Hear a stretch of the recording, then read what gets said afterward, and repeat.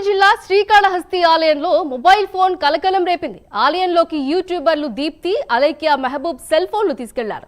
రాహుకేతు పూజను వీడియో తీసుకుని సోషల్ మీడియాలో పోస్ట్ చేశారు.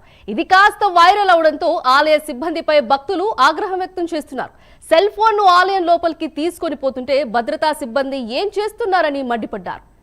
దీని గురించి మరింత సమాచారం మా ప్రతినిధి వెంకటరత్నం అందిస్తారు. వెంకటరత్నం గారు చెప్పండి.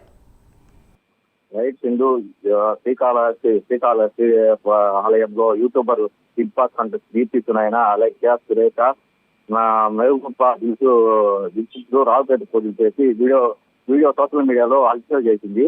శ్రీకాళహస్తి ఆలయం లోపలికి సెల్ ఫోన్ తీసుకోపోవడం అనుమతి లేదు. యూట్యూబర్స్ ఈ ముందు కాలంలో శ్రీకాళహస్తి దర్శనానికి వచ్చి 2,500 రూపాయలు రావుకేతు పూజ నిర్వహించడం జరిగింది.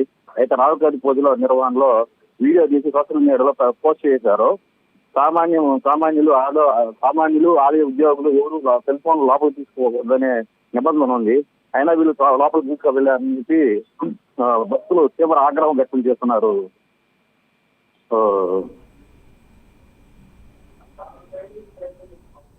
Right, thank you Venkataratnam.